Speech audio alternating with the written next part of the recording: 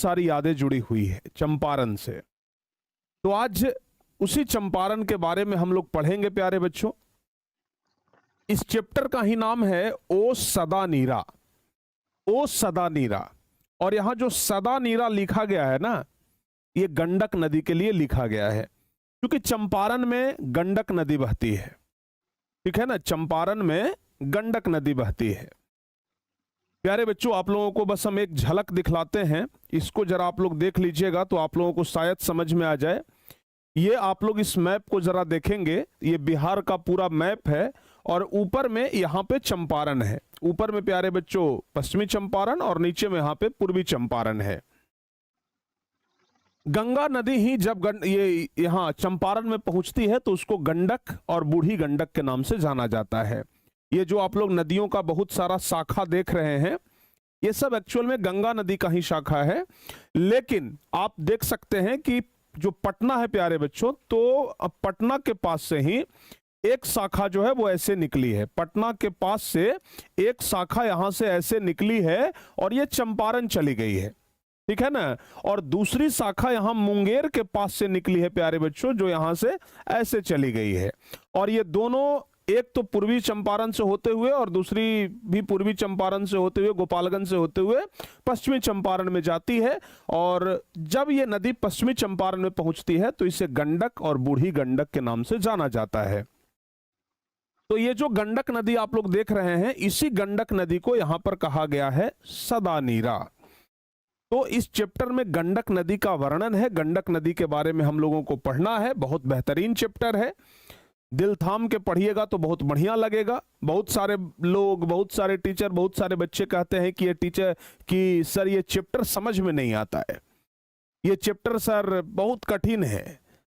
तो इस चीज को देखते हुए हम इस बार इस चैप्टर को अलग तरीके से पढ़ाने का प्रयास किए हैं कि हम इस चैप्टर को थोड़ा अलग तरीके से पढ़ाएं ताकि सब बच्चों को समझ में आए। तो आज हम इस चैप्टर को बहुत अलग तरीके से पढ़ाने वाले हैं। तो चलिए एक बार जल्दी से सभी बच्चे इस क्लास को शेयर कर दीजिए।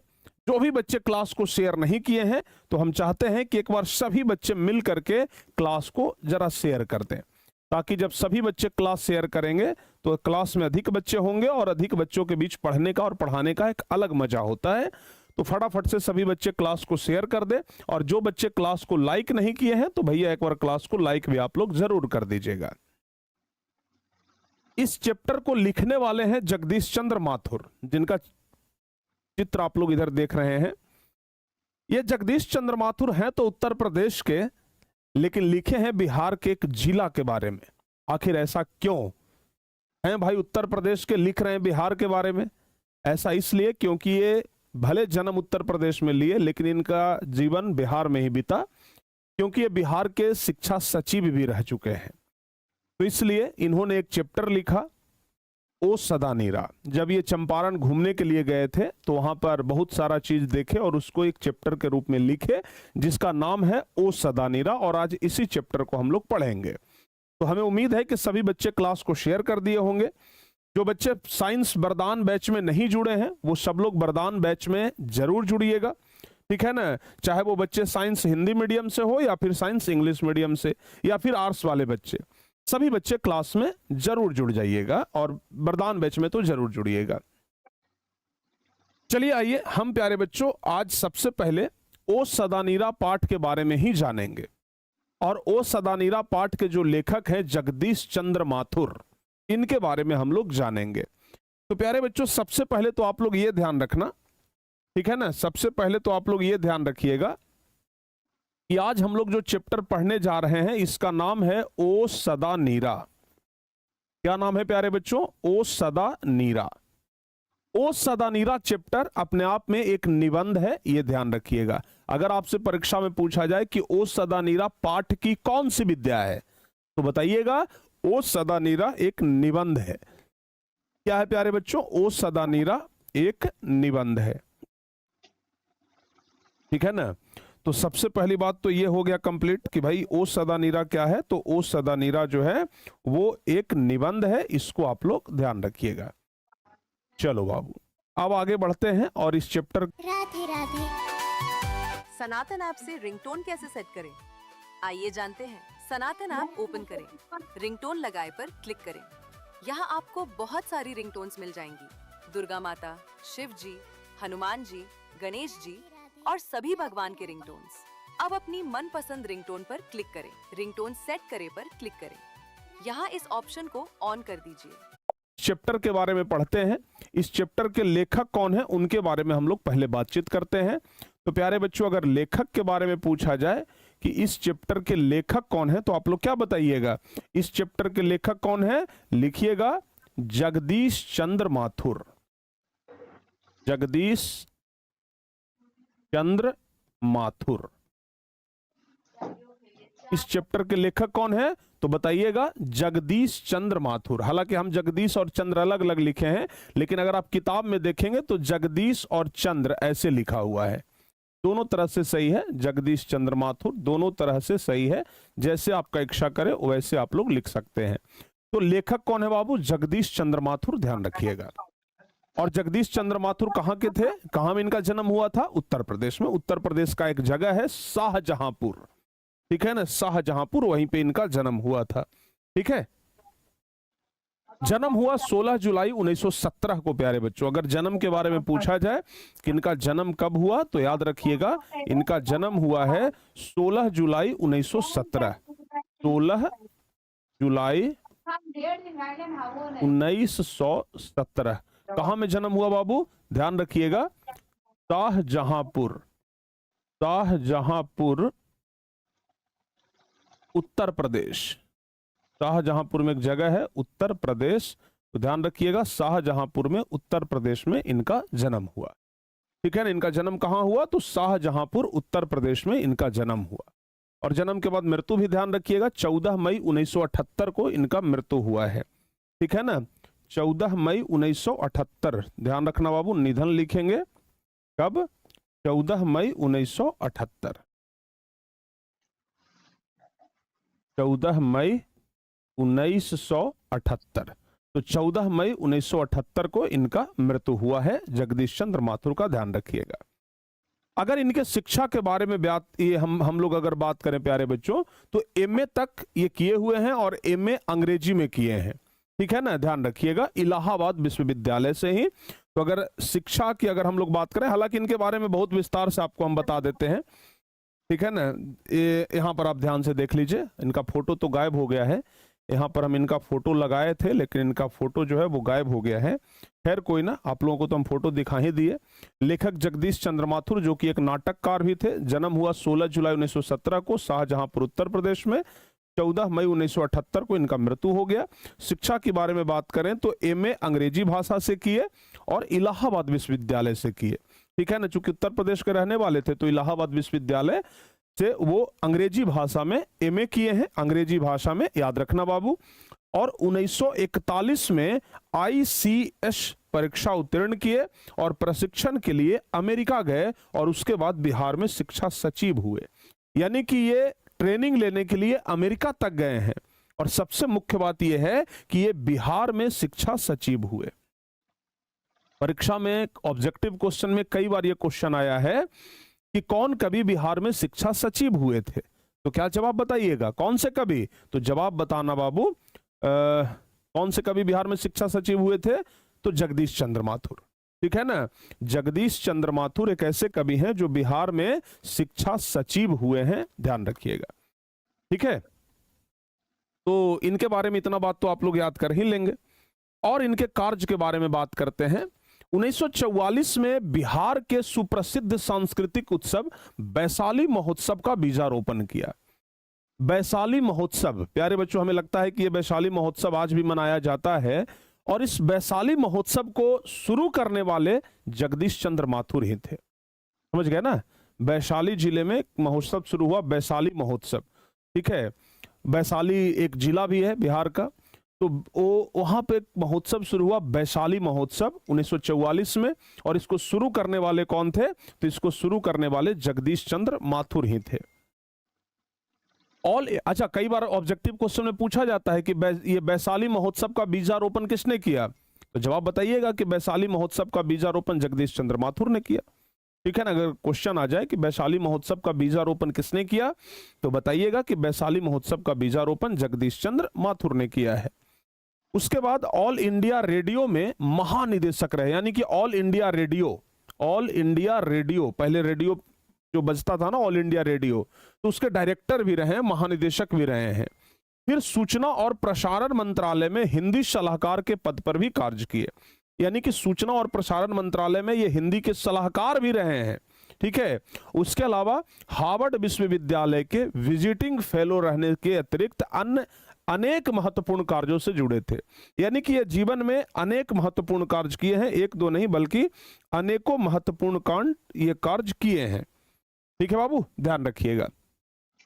यानी कि वैशाली महोत्सव का बीजारोपण किए, ऑल इंडिया रेडियो के महानिदेशक रहे, फिर हिंदी ये सूचना और प्रसारण मंत्रालय में हिंदी सलाहकार के पद पर रहे, बहुत सारा जीवन में ये काम किए। ठीक है। और इन कामों की वजह से इनको बहुत सारा सम्मान मिला, जैसे इनको विद्या वारिधि की उपाधि से विभूषित किया गया। विद्या वारिधि, ध्यान रखिएगा, कोई बार क्वेश्चन में आएगा कि विद्या वारिधि की उपाधि से किन्हें सम्मानित किया गया, तो बताइएगा कि विद्या वारिधि की उपाधि से इनको सम्मानित किया गया, तो जगदीश चंद्र माथुर को सम्मानित किया गया है। ठीक है ना। तो विद्या वारिधि की उपाधि से जगदीश चंद्र माथुर को सम्मानित किया गया है। उसके अलावा इनको कालिदास अवार्ड भी मिला और बिहार राजभाषा पुरस्कार से भी सम्मानित किया गया है, यानी कि 3 सम्मान मिला है। एक विद्या वारिधि की उपाधि इनको दिया गया, दूसरा कालिदास अवार्ड और तीसरा बिहार राजभाषा पुरस्कार। ये जो क्या कहते हैं, महत्वपूर्ण जो 3 पुरस्कार है ये इनको प्राप्त हुए हैं, तो इनके बारे में ये ध्यान रखिएगा। अब हर एक कवि के बारे में हम लोग पढ़ते हैं, उनकी महत्वपूर्ण कृतियां, ये तो कॉमन है जो कि हम हर एक कवि के बारे में पढ़ते हैं। ठीक है ना। तो इनकी कौन कौन सी कृति है प्यारे बच्चों। 1936 में इन्होंने सबसे पहला एकांकी लिखा, मेरी बांसुरी और सरस्वती, ये 2 का प्रकाशन किया 1936 में। ये दोनों क्या है बाबू, एकांकी कहते हैं नाटक का जो छोटा भाग होता है उसको एकांकी कहते हैं। तो इन्होंने मेरी बांसुरी और सरस्वती का प्रकाशन किया। फिर 5 एकांकी नाटकों का संग्रह भोर का तारा, फिर 1946 में प्रकाशित ये सब हुआ, भोर का तारा, ध्यान रखिएगा, काफी इंपॉर्टेंट है। इसके बाद ओ मेरे सपने जो कि 1950 में प्रकाशित हुआ, मेरे श्रेष्ठ रंग, ये सब एकांकी है प्यारे बच्चों। यानी कि ज्यादातर ये एकांकी लिखते थे, क्योंकि हम शुरू में ही आप लोगों को बताए कि जगदीश चंद्र माथुर जो थे वो एक नाटककार थे, यानी कि नाटक ये ज्यादा लिखते थे और नाटक को ही एकांकी कहते हैं। ठीक है ना। तो ये सब जो भी लिखे हैं ये सब एकांकी है, जैसे मेरी बांसुरी, सरस्वती, भोर का तारा, मेरे श्रेष्ठ रंग, ठीक है ना, और ओ मेरे सपने, ये सब एकांकी है। इसके बाद प्यारे बच्चों कोणार्क हो गया, ये तो काफी इंपॉर्टेंट है। कोणार्क तो हमें लगता है कि इंटर एग्जाम में कई बार पूछा गया है। कोणार्क जो 1951 में लिखा गया था। फिर बंदी हो गया, सरदिया हो गया, पहला राजा हो गया, दशरथ नंदन हो गया, और कुंवर सिंह की टेक हो गया, गगन सवारी हो गया। इसके अलावा 2 कठपुतली नाटक भी लिखे, मतलब ये अपने जीवन में ज्यादातर नाटक ही लिखे हैं। ठीक है ना। ज्यादातर ये क्या किए बाबू, नाटक ही लिखे हैं, और जितना का भी हम नाम बता रहे हैं ये सब नाटक ही हैं। और मेरी बांसुरी, सरस्वती, भोर का तारा, कोणार्क, इसको हम ये गोल घेर दिए हैं, गगन सवारी, ये सब जो हम गोल घेरे हैं इसको बाबू आप लोग जरूर याद रखिएगा। इसके अलावा जिन्होंने जीना जाना, ये भी काफी इंपॉर्टेंट है, ये भी इन्हीं का रचना है, जिन्होंने जीना जाना। ये सब बाबू रेखा चित्र और संस्मरण है। कहते हैं कि परंपराशील नाट्य उनकी समीक्षा दृष्टि का परिचायक है। बहुजन संप्रेषण के माध्यम जनसंचार पर विशिष्ट पुस्तक और बोलते क्षण निबंध संग्रह है। बोलते क्षण, ये भी जगदीश चंद्र माथुर का ही निबंध है। तो जिसमें हम राउंड किए हैं इसको आप लोग जरूर याद रखिएगा। और यहां पर जो निबंध हम लोग पढ़ रहे हैं बाबू, ओ सदा नीरा, ये कहां से लिया गया है, बोलते क्षण पुस्तक से ही लिया गया है। अगर आपसे पूछा जाए कि ओ सदा नीरा पाठ कहां से संकलित है, तो क्या बताइएगा, ओ सदा नीरा पाठ कहां से संकलित है, तो बोलते क्षण से ही संकलित है। ओ सदा नीरा पाठ कहां से लिया गया है, तो बोलते क्षण से ही लिया गया है, ध्यान रखिएगा। ठीक है ना। हाँ बाबू, बोलते क्षण से ही लिया गया है, इसको आप लोग जरूर ध्यान रखिएगा। तो कुल मिलाकर के यहां तक आप लोग ध्यान रखना, ये सब हम इनके बारे में बता दिए, जगदीश चंद्र माथुर के बारे में, उनके शिक्षा के बारे में। इनकी कार्य के बारे में कि भाई ये अपने जीवन में कौन कौन सा कार्य किए हैं, कौन कौन सा इनको सम्मान मिला है, इनको कृतियां मिला है। इसके अलावा बाबू और भी सब चीजें बता दीजिएगा जो जो ये कृति लिखे हैं, ठीक है ना। तो चलिए एक दो सवाल हम आप लोगों से पूछ लेते हैं, जरा आप लोग जवाब बताइएगा। आप लोग जरा जवाब बताइएगा, कुछ सवाल हम आपसे पूछते हैं। बताइए जगदीश चंद्र माथुर का निधन कब हुआ प्यारे बच्चों, आप लोग जल्दी से बताओ, फटाफट से सभी बच्चे कमेंट करके बताइए। जगदीश चंद्र माथुर का निधन कब हुआ, जल्दी जल्दी से आप लोग कमेंट करके बता दीजिए। सारे बच्चों का कमेंट हम देख रहे हैं, जल्दी जल्दी से बताओ कि जगदीश चंद्र माथुर का निधन कब हुआ। वैशाली वाले लाइक करिए। अच्छा, वैशाली वाले सब लाइक करवा रहे हो, चलो भाई सब लोग लाइक करो, वैशाली वाले ही सिर्फ का है। बहुत सारे बच्चे आज चंपारण से जुड़े होंगे, कितने बच्चे चंपारण से जुड़े हैं जरा बताइए। चंपारण वाले जरा दिल भेजिएगा, जो भी बच्चे पूर्वी चंपारण या पश्चिमी चंपारण से हैं वो बच्चे जरा एक बार दिल वाला इमोजी भेजेंगे ताकि हमें पता लगे कितने बच्चे चंपारण से जुड़े हुए हैं, ठीक है। चंपारण से कितने बच्चे जुड़े हैं जरा हम भी तो देखें भाई, हैं जल्दी से बताओ बाबू।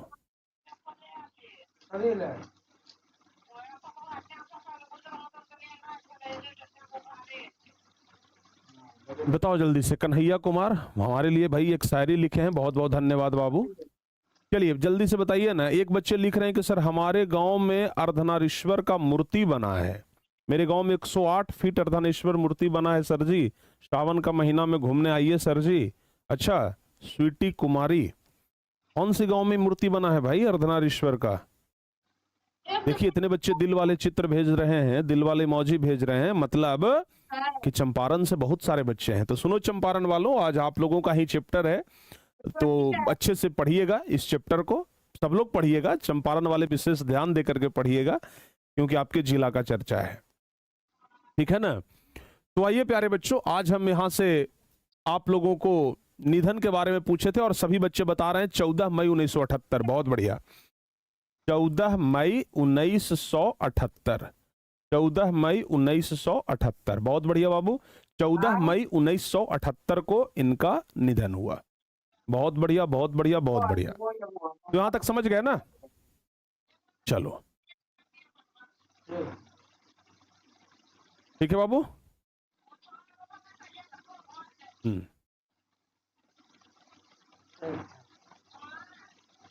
चलिए आगे बढ़ते हैं और इनके बारे में प्यारे बच्चों अब हम इस कभी ये पूरा ये जो चैप्टर है ना, इस चैप्टर के बारे में हम लोग जानते हैं। ये तो हम आपको बता ही दिए कि गंडक नदी के बारे में हम लोगों को पढ़ना है और गंडक नदी से संबंधित। अच्छा कई बार ऐसा होता है कि इस पाठ को बहुत सारे बच्चे बहुत कठिन मानते हैं, उनको लगता है कि ये चैप्टर बहुत कठिन है, ये चैप्टर समझना बस की बात नहीं है। प्यारे बच्चों चैप्टर तो हम आपको अगली क्लास में पढ़ाएंगे, लेकिन अगली क्लास में अगर आप इस चैप्टर को समझना चाहते हैं तो अभी आगे हम जो कुछ भी बताने वाले हैं इसको जरा गौर से देख लीजिएगा। अगर आप गौर से देख लिए तो फिर इस चैप्टर को आप कभी भूलेंगे नहीं, एकदम आराम से समझ जाएंगे। यानी कि हम इस पूरे चैप्टर का ना निचोड़ आपको बताने वाले हैं कि आखिर इस चैप्टर में हमें क्या क्या पढ़ना है। इस पूरे चैप्टर का निचोड़ आपको हम यहां पर बताएंगे। इस पूरे चैप्टर को हम 17 पॉइंट में डिवाइड किए हैं, मतलब कुल मिलाकर के 17 ऐसी चीजें जो हमें इस चैप्टर में पढ़ना है और उन सब चीजों को हम अलग अलग कर दिए हैं ताकि आप लोगों को एकदम अच्छे तरीके से समझ में आ जाए, ठीक है ना। तो आइए हम देखते हैं कि वो कौन कौन सा चीज है जिसे हमें इस चैप्टर में देखना पड़ेगा, पढ़ना पड़ेगा। तो आइए प्यारे बच्चों, लिखे हैं हम कि सदा नीरा पाठ बहुत आसान भाषा में, बहुत आसान भाषा में इस पाठ को हम लोग समझते हैं। सबसे पहले इस चैप्टर में चंपारण का वर्णन आया है। चंपारण, वही चंपारण जो बिहार का एक जिला है प्यारे बच्चों। एक्चुअल में 2 जिला है, पूर्वी चंपारण और पश्चिमी चंपारण, लेकिन जब हम चंपारण कहते हैं तो वो दोनों का मतलब दोनों का बोध हो जाता है, ठीक है ना। तो सबसे पहला चीज ये चंपारण में पूछा है कि चंपारण कैसा है। इस चैप्टर में सबसे पहले लेखक ये बताए हैं कि चंपारण आखिर है कैसा, चंपारण कैसा है। तो प्यारे बच्चों चंपारण के बारे में कहा गया है कि चंपारण बिहार के उत्तर पश्चिम में स्थित है। उत्तर पश्चिम में कैसे स्थित है? बिहार में प्यारे बच्चों कोई भी नक्शा आप लोग ऐसे देखते हैं तो ऊपर में होता है उत्तर, ठीक है, और इधर होता है प्यारे बच्चों पश्चिम, और चंपारण दोनों के बीच में यहां पर स्थित है, इसलिए इसको उत्तर पश्चिम का जिला कहते हैं। तो चंपारण जो है वो बिहार के उत्तर पश्चिम में स्थित है, और यहाँ की जमीन तो पुरानी भी है और नई भी, यानी कि चंपारण की जो जमीन है वो कुछ तो पुरानी है और कुछ नई भी है। हमें याद है कि इसके जो पिछले साल वाले 12th क्लास के जो टॉपर थे वो चंपारण जिला से ही थे, ठीक है ना, यानी कि 2025 का टॉपर, 2025 की टॉपर एक लड़की आई थी और वो चंपारण जिले से थी, ठीक है ना। तो बाबू आप लोगों को भी मेहनत करना है कि सब लोग अपने अपने जिला का नाम जरूर रोशन करें, ठीक है। इस बार जब रिजल्ट आए तो सब लोगों का नाम एकदम हेड लिस्ट में होना चाहिए था, चाहिए था कि आगे होगा, ठीक है ना। तो चंपारण बिहार के उत्तर पश्चिम में स्थित है और यहाँ की जमीन पुरानी भी है और नई भी है। पहले यहाँ बहुत घना